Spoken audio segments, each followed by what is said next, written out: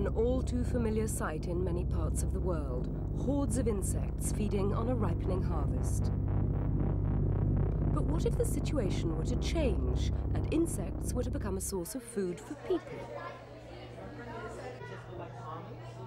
The insect zoo in San Francisco on the west coast of the United States has been promoting insect cuisine for some time now. Recently, they threw open their doors to the general public, offering visitors a varied menu, but one where each item contained that very special ingredient. She approves. You like that? Delicious. By the time you put cheese and all that stuff on it, can't just taste any different.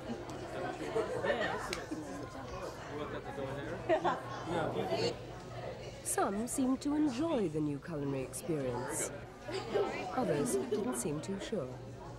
Okay, tell me, the real chocolate chips in there, right?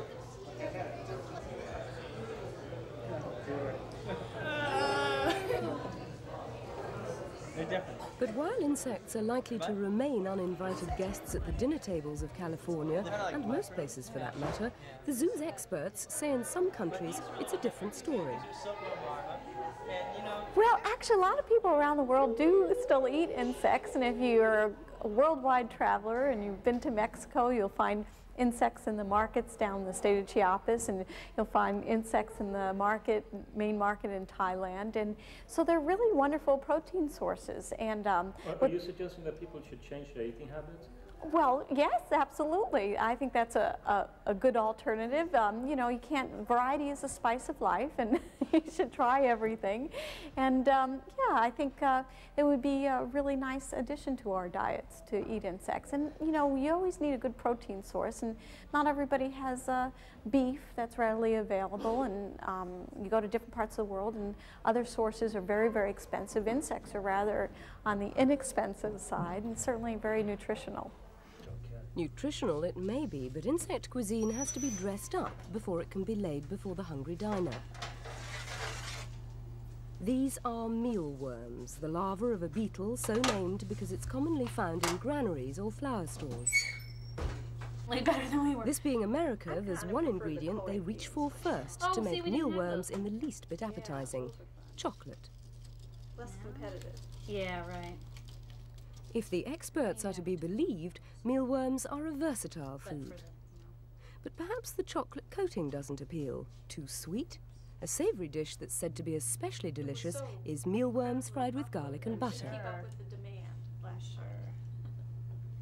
And with your coffee, an all-American favorite. These are wonderful chocolate chip chirpies with mealworms in them. And Lisa, would you like one? Oh, sure. Klaus, would you like one? Homemade. These just might be more mouth-watering if you close your eyes. To many people, insects are simply biting, stinging, creepy crawlies. But at the San Francisco Zoo, they have their defenders. You know, there are probably perhaps 30 million species of insects in the world. Vast, vast amount of species, huge diversity. And 99% of them are beneficial or harmless. And there's less than 1% that bite and sting and do all the things we don't like. And that's really, you know, part of their natural history. You know, most of the biting and stinging has to do with them defending themselves, because of course we're a lot larger than they are. Some people, of course, are perfectly at home with their six-legged friends. But what about ones with 8 legs?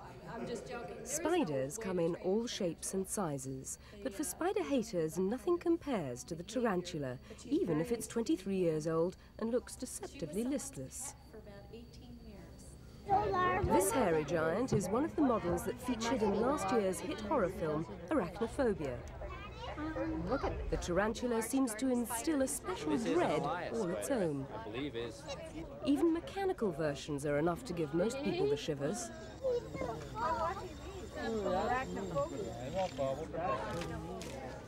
The San Francisco Zoo found a novel way to explain to young visitors how lizards, like chameleons, catch their insect prey. Good. That's a good one. You got it.